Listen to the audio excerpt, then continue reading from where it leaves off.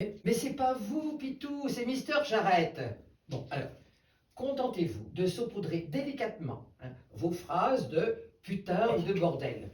Bon, putain d'actrice, putain d'hôtel, bordel de putain d'américain, mais c'était son style et son unique charme. Ça, je ne pourrais jamais parler à madame de cette façon.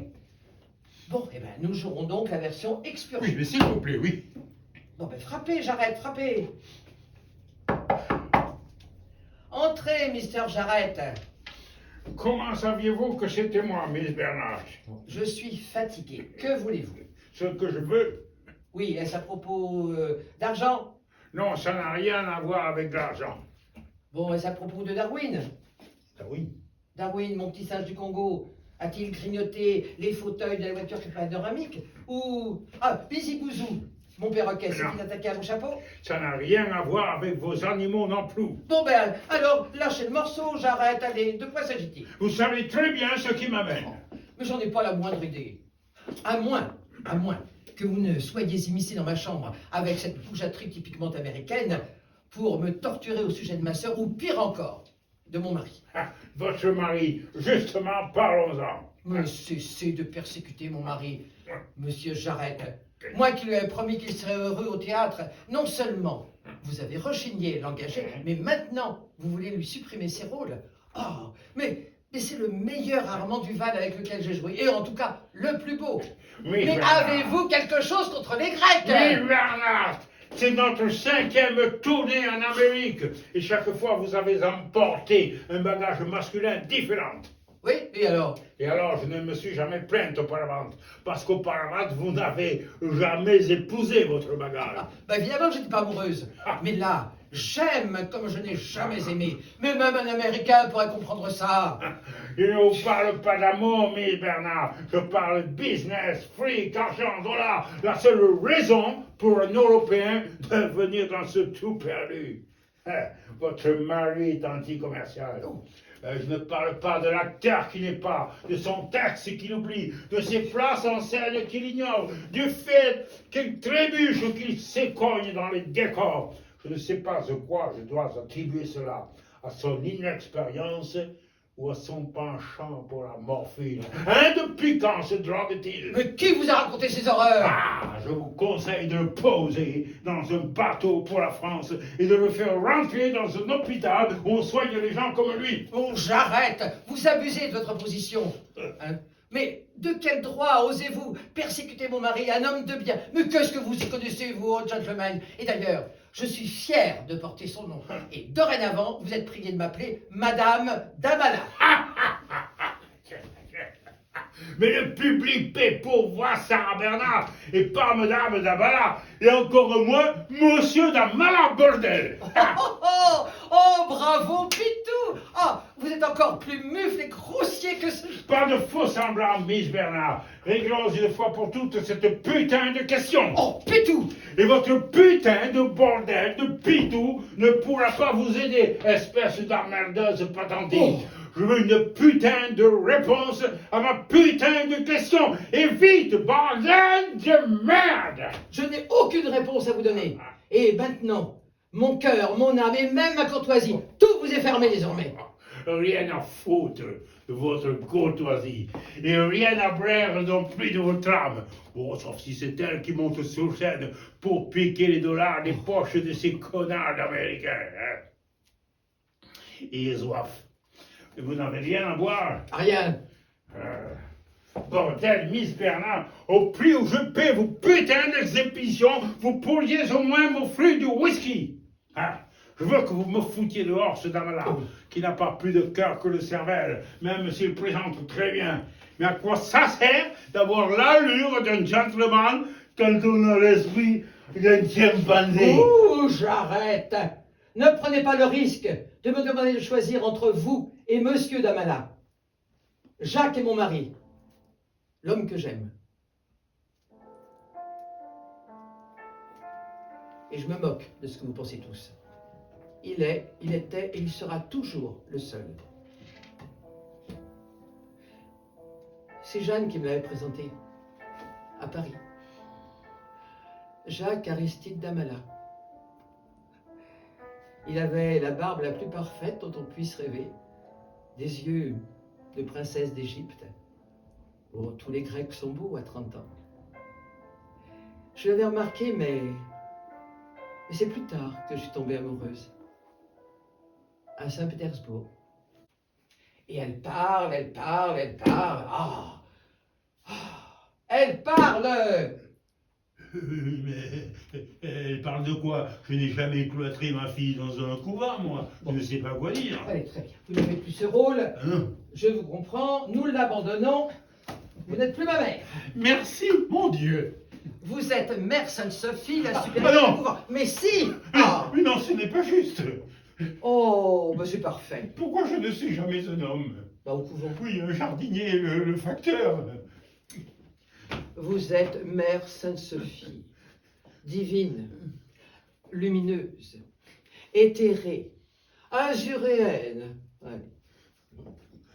Ah, elle boite un peu.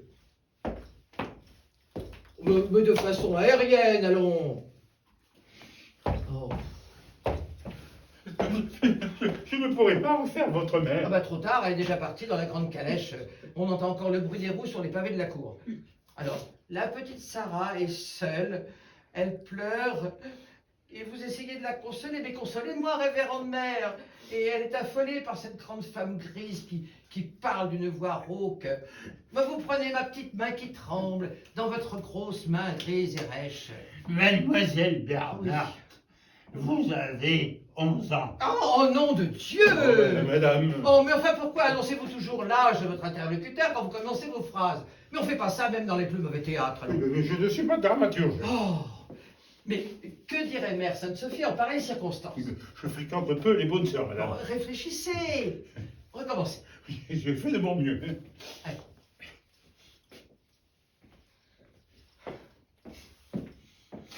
Mademoiselle Sarah, Oui. vous n'avez pas soif, mon enfant? Soif? Oui, allons à la margelle de ce puits, boire un petit peu d'eau claire.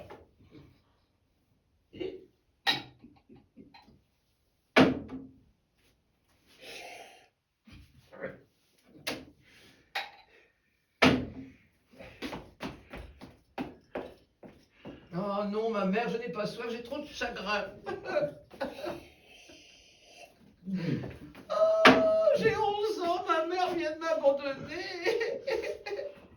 Mais console-moi, révérende mère, console-moi. Je n'obéis qu'à Dieu, mon enfant. Oh, Pitou! Bon, alors, j'ai 11 ans et je pleure dans mon coin sombre.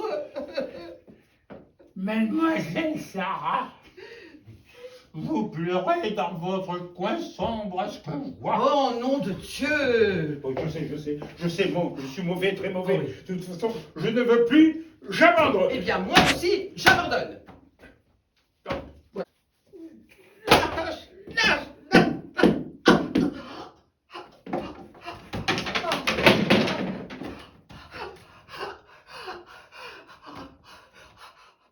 Oh, Pitou. Pitou, Pitou. Oh, Pitou.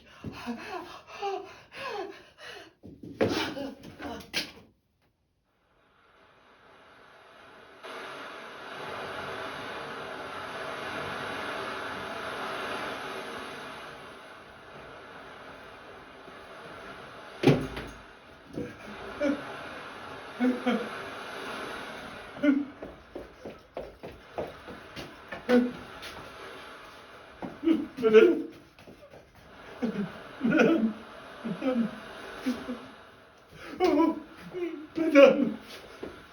madame, madame, restez avec moi, madame.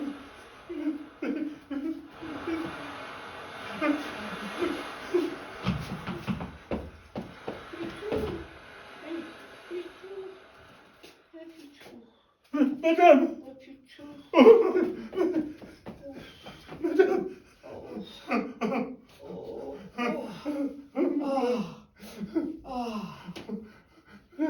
Pitou. Madame, pardonnez-moi, je suis ridicule. J'ai cru l'instant que vous étiez. Je sais ce que tu as cru. Ouf.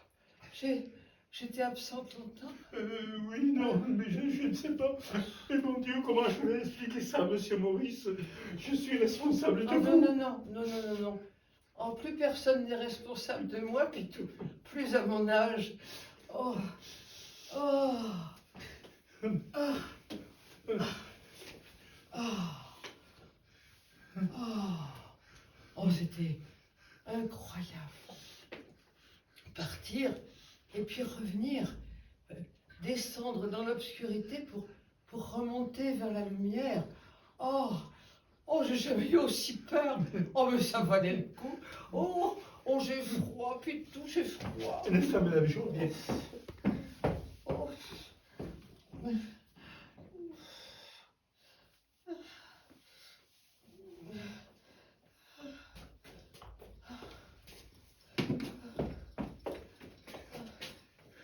Ah, ah, ah,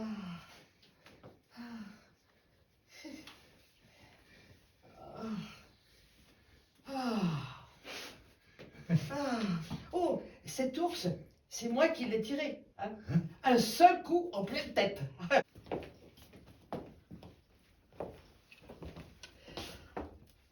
Nous venons de vous interpréter un extrait de la pièce que nous jouons en ce moment. C'est Sarah de John Murrell.